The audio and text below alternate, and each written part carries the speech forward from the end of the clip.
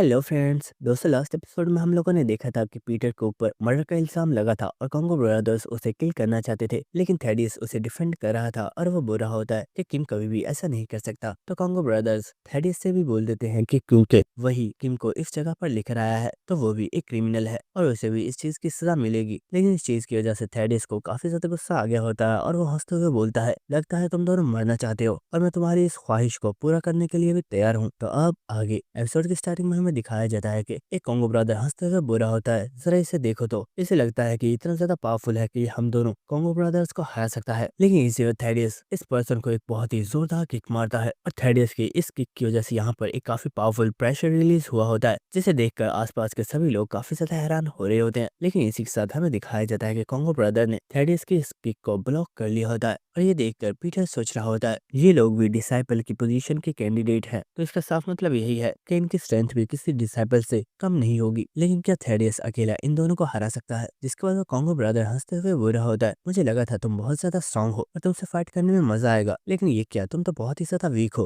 और मैंने तुम्हारी किक को बहुत आराम से रोक लिया। तो ये बात सुनकर थेडियस बुरा होता है, बेवकूफ, क्या तुम्हें सच में लगता है कि तुम मेरी किक्स को रोक सकते हो? ये अटैक मैंने तुम्हें सिर्फ डराने के लिए किया था, क्योंकि मैंने सुना है कि जो कुत्ते भौंकते हैं वो कभी काटते नहीं, इसलिए मैं इस कुत्ते को बस डरा कर भगा रहा था। लेकिन शायद ये कुत्ता मरना चाहता है और हम देखते कि आसपास जो पीपल्स मौजूद होते हैं वो काफी ज्यादा घबराए हुए होते हैं और वो सोच रहे होते हैं अगर इन लोगों ने यहाँ पर फाइट करना स्टार्ट कर दी तो ये यहाँ पर बहुत ही ज्यादा तबाही मचाने वाले हैं। और इसी वक्त हम देखते हैं कि थेडियस और वो कॉन्गो ब्रदर दोनों ही एक दूसरे के ऊपर अटैक करने वाले होते हैं, लेकिन इसी वक्त हमें दिखाया जाता है कि इन दोनों के दरमियान में ही पीटर आ गया होता है और इसी के साथ वो बोलता है तुम दोनों यहीं पर रुक जाओ। लेकिन वो कॉन्गो ब्रदर किम के ऊपर अटैक करने के लिए आ रहा होता है और वो बोल रहा होता है, बेवकूफ बच्चे, क्या तुम्हें सच में लगता है कि तुम मुझे रोक सकते हो? तुम आज यहीं पर मरोगे। लेकिन इसी वक्त पीटर उसे मोबाइल दिखाते हुए बोलता है, मुझे लगता है तुम लोगों को फाइट करने की जरूरत नहीं है, क्योंकि मेरे पास अपनी बेगुनाही को साबित करने के लिए एविडेंस मौजूद है। और इसी के साथ पीटर बोल रहा होता है, जब मैं अपने कमरे के अंदर मौजूद था तो वहाँ पर अचानक तुम्हारे सेक्ट के दो लोग आ गए थे और शायद उन्होंने शराब पी हुई थी, इसलिए उन्हें पता नहीं चला कि मैं कौन हूँ और उन्होंने सीधा आकर मेरे ऊपर अटैक कर दिया। लेकिन मैं इस बात को समझ गया था कि उन्होंने इस वक्त ड्रिंक की हुई है और इसलिए मैंने उन्हें बस पकड़कर अपने बिस्तर के ऊपर लिटा दिया, जिसके बाद मैं वहाँ से चला गया। और मेरे पास ये रिकॉर्डिंग इसलिए है क्योंकि मैं जब भी किसी न्यू जगह पर जाता हूँ तो मैं हमेशा वहाँ पर कुछ इस तरह का सेटअप बना लेता हूँ कि मुझे बाद में प्रॉब्लम ना हो। लेकिन मुझे पता नहीं था कि ये रिकॉर्डिंग मेरे लिए इतनी यूजफुल हो पाएगी। जैसे तुम लोग देख सकते हो कि मैं इन लोगों को अपने बेड पर बांधने के बाद रूम में से बाहर चला गया था, लेकिन रियल प्रॉब्लम तो इसके बाद स्टार्ट हुई थी। तो मेरे जाने के बाद यहाँ पर कुछ और लोग आए थे जो कि उन लोगों को उठाकर रूम में से वापस ले गए और शायद उन्होंने ही उन लोगों को किल किया होगा। और इसी के साथ किम बोलता है, मुझे लगता है अब तुम लोगों के डाउट्स क्लियर हो गए होंगे। तो ये बात सुनकर इन कॉन्गो ब्रदर्स को काफी ज्यादा गुस्सा आ रहा होता है और वो सोच रहे होते हैं ये लड़का काफी ज्यादा स्मार्ट है, इसे पहले से ही पता था कि इसकी लाइफ यहाँ पर खतरे में है और इसने बचने के लिए पहले से ही प्लान बनाया हुआ था। जिसके बाद वो मोटा पर्सन बोल रहा होता है, यंग बॉस हमें माफ कीजिएगा, हमसे सच में एक बहुत बड़ी मिसअंडरस्टैंडिंग हो गई, हम इस चीज का ख्याल रखेंगे कि आगे से ऐसा कभी कुछ ना हो। लेकिन ये बात सुनकर पीटर बोल रहा होता है, मुझे लगता है तुम्हें मुझसे नहीं बल्कि अपने लीडर से माफी मांगनी चाहिए, क्योंकि तुमने यहाँ पर थेडियस को काफी ज्यादा डिसरिस्पेक्ट किया है। ये बात सुनकर इन दोनों ब्रदर्स को काफी ज्यादा गुस्सा आ रहा होता है और वो सोच रहे होते हैं कि लड़का सच में हमारे यहाँ तो मानना चाहता है, लेकिन हम इसे अभी नुकसान नहीं पहुंचा सकते वरना बॉस रेफेल हमसे नाराज हो जाएंगे। और इसी के साथ कॉन्गो ब्रदर थेडियस से बोल रहा होता है, बॉस हमें माफ कीजिएगा, हमसे सच में बहुत बड़ी मिसअंडरस्टैंडिंग हो गई। तो ये बात सुनकर थेडियस बहुत ही ज्यादा हंसना स्टार्ट कर देता है और वो बोल रहा होता है, तुम लोग सच में बहुत ही ज्यादा फनी हो, क्या तुम लोग जानते हो किम ने तुम दोनों की जान बचा ली है, वरना आज तुम दोनों को मैं सच में मारने वाला था। शायद तुम लोग आज बहुत ही ज्यादा लकी थे जो तुम्हारी जान बच गई है। इसका थेडियस हंसता हुआ इनको यहाँ से लेकर जा रहा होता है, लेकिन इसी के साथ हम देखते हैं कि इन लोगों को सख्त गुस्सा आ रहा होता है और वो सोच रहे होते हैं तुम दोनों बस वेट करो, बहुत जल्द हम तुम्हें खत्म कर देंगे। इसके बाद हमें नेक्स्ट डे का सीन दिखाया जाता है जहाँ हम थेडियस को देखते हैं जो कि एक बिल्डिंग के ऊपर बैठा हुआ होता है, लेकिन इसी वक्त उसके पास किम आ गया होता है जो कि बोल रहा होता है कि तुम यहाँ पर अकेले क्या कर रहे हो। तो किम को यहाँ पर देखकर थेडियस भी काफी ज्यादा खुश हो गया होता है और वो बोल रहा होता है, मैं बस यहाँ पर बैठकर अपनी फैमिली फोटो को देख रहा था तो मुझे अपने पेरेंट्स की याद आ रही थी। ये बात सुनकर पीटर काफी ज्यादा हैरान था है, लेकिन इसी के साथ वो